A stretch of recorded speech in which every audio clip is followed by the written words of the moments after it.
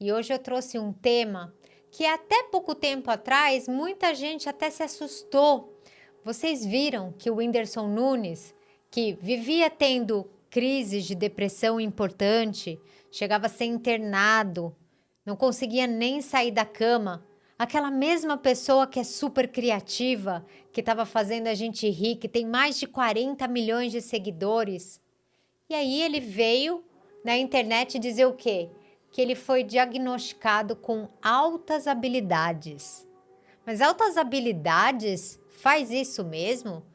Ele colocou algumas coisas na conta da alta habilidade que eu fiquei com muita curiosidade. Eu trouxe um grande especialista aqui no tema de altas habilidades, que é o Jean Alessandro, e veio aqui tirar todas as nossas dúvidas, explorar esse tema. Enfim, seja muito bem-vindo. Obrigado. Obrigada por ter vindo aí. Tá em São Paulo, mas é diretamente do Sul, é isso mesmo? Isso, do Rio Grande do Sul. E por que você entrou nos temas de alta habilidade, Jean? Eu entrei porque, mais ou menos como o caso do Whindersson, eu tive uma história, uma trajetória muito marcada por solavancos e dificuldades, né? Mas eu percebia que eu tinha uma facilidade de aprender, uma criatividade muito grande. E mais ou menos em 2021 eu estava tentando encontrar o diagnóstico que eu tinha, né? Então eu estava disposto naquele ano a encontrar o que explicaria, Tem né, os meus alguma coisa. sintomas. Aí, enfim, recebi diagnóstico de autismo, recebi TDAH, recebi toque, recebi bipolaridade. Tomei todos os medicamentos para todos e nada funcionava. E aí eu estava fazendo terapia com o Fábio Perin, né, Uhum. que era um terapeuta que o Wesley tinha me indicado na época. E aí o Perin falou, mas você já ouviu falar de altas habilidades? Você já pesquisou sobre isso? Você tem um raciocínio muito avançado, as coisas que você traz, enfim, tudo que você produz, mesmo estando muito mal, né? Eu tava lá super depressivo, ansioso e falava assim, eu escrevi um artigo de 40 páginas. E aí ele falou assim, mas você já pesquisou sobre esse assunto? Enfim. E aí eu fui pesquisando bem devagar sobre esse assunto, assim, devagar, por quê? Porque a minha autoestima era atacada pela vida de você se sentir muito diferente e não conseguir entender o porquê, sabe? Então, depois eu entendi que eu tinha essa condição e comecei a fazer conteúdo só sobre isso. Eu acho que eu nem escolhi isso, sabe? Eu acho que foi o público que me escolheu, porque eu tentava postar qualquer outra coisa e não funcionava. Aí, quando eu postava sobre isso, viralizava o vídeo.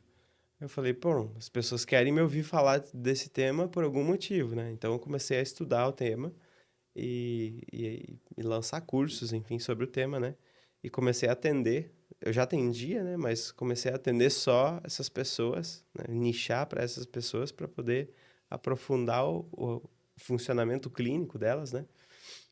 E, e muitas são assim, muitas têm esse histórico de paradoxo, onde o indivíduo tem uma capacidade muito grande, um potencial muito grande, ao mesmo tempo ele não vê esse potencial como grande, os outros veem, ele não, porque ele tem uma régua muito alta, ele percebe as coisas de uma maneira muito ampla, então tudo que ele percebe vira parâmetro para ele, então ele se compara com muitas referências, né? Memória E referências grandes. referências grandes, então eu costumo dizer que assim, o indivíduo que tem essa condição, ele coabita mentalmente com os grandes pensadores, porque quando ele chega lá, ele diz: isso aqui é um pensamento interessante, e aquilo se torna uma coisa normal. Não é mais uma coisa genial. É assim, isso aqui é muito óbvio. Então ele começa a escalar nessa escada de conhecimento, né, digamos assim, e todos esses conhecimentos servem de referência para aquilo que ele está fazendo, ou que ele quer fazer, né? Então, quando você vê a fala do Whindersson ali naquele vídeo, que ele diz assim, eu fazia muitos vídeos e apagava porque não ficava bom, achava que não ia ficar bom para o público, etc. Isso é uma coisa recorrente, né? Mas não é da condição em si, é mais daquilo que a gente não faz com esses indivíduos e aí o resultado disso. Por exemplo, você pega uma criança de 2 anos, né? 2, 3 anos ali que está aprendendo a escrever e reconhecer letras. Quando ela chega num grupinho, ela não é bem integrada nesse grupo. A não ser que os pais vão junto com a criança, que é uma coisa que eu ensino bastante eles quando eles vêm me procurar, que eu faço uma orientação parental. E ensino eles a entrar junto dentro do mundo lúdico daquelas duas crianças e conectar elas, né? Então, olha aqui, o Joãozinho, como é que é seu nome? Pedro, Pedro, olha só, aqui tá o bonequinho, não sei o quê. Porque senão essa criança chega e começa assim, você sabe quanto é 2 mais 2? Você sabe o ABC? E as crianças ali estão em outra interesse, né? Em outro universo de interesse. E aí essa criança começa a se prostrar, ela começa a se ostracizar, né? E muito porque ela é sensível também, né? Ela tem uma sensibilidade grande emocional e a imensa maioria dos pais não faz ideia que o filho é dessa forma. Então, tem uma carga genética hereditária também, então às vezes tem um dos pais que é, então aquela ali é normal acontecer em casa, aquela leitura precoce ou aquela habilidade de desenho extraordinária, ou seja lá o que for, é uma coisa normal na família. Então aquilo tudo é nada tem para ser feito ali, Nada preocupa, nada né? preocupa, não existe nada, mas essa criança está num sofrimento muito grande, né? Porque ela está sentindo um isolamento muito grande. Ela não consegue se conectar com as outras e aí isso vai piorando ao longo do tempo, né? Quando a criança tem aí seus 10 anos, 15 anos, ela já está muitas vezes se ela tem uma personalidade que não é mais combativa, ela já está muito anulada, já está muito quietinha, muito escondida. Lendo o livro dela no canto Isso. da escola, né? Mulheres, principalmente, né? As meninas. Então, eu já atendi vários casais de pais, né? Que vieram com o filho. Olha, meu filho é assim, assim, assim, assim. E a minha filha tem tal idade e tal. E aí eu começo a perguntar da filha. Tá, mas a sua filha faz o quê?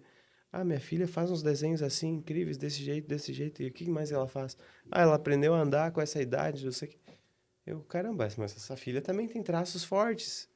Só que a filha nunca diz eu sou inteligente, eu sou criativa, olha aqui o meu desenho. Não, ela prefere sempre se esconder, né? Então, lembro de um relato de uma mãe que falou assim, a fulaninha, ela desenha extraordinariamente bem, mas na escola ela faz um desenho muito simplório, porque ela percebe que as outras crianças olham para o desenho dela e se sentem incomodadas. Então, ela faz um desenho ali que é para ela não ser muito destacada.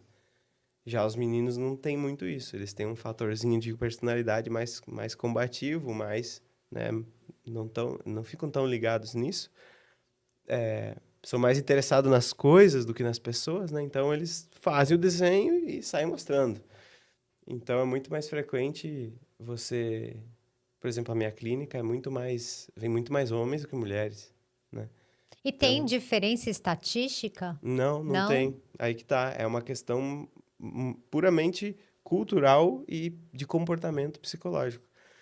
Por exemplo, aquele indivíduo que tem um fator de amabilidade mais baixo no Big Five, Uhum. ele não sofre tanto. Aquele indivíduo que tem um fator de amabilidade mais alto, ele sofre mais com esse isolamento, com essa sensação de angústia e tudo mais. A mulher tem muito mais mascaramento do que o homem. Então, são questões assim do ambiente não estar preparado para esses indivíduos, né? Isso, né?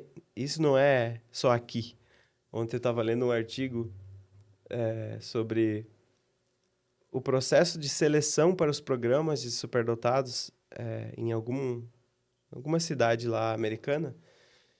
E eles estavam falando que 6 em cada 10 crianças são perdidas nessa triagem. Por quê? Como é que funciona lá? Tem uma primeira etapa que se chama nomeação. A nomeação é quando um professor, ou os pais, ou a criança, ou os colegas apontam e falam: tal indivíduo pode ser altas habilidades. Passando dessa fase de nomeação, esses que foram nomeados vão para uma triagem, vão para um teste mais psicométrico, né? Aí fazem pontuações de QI ou de atenção, etc.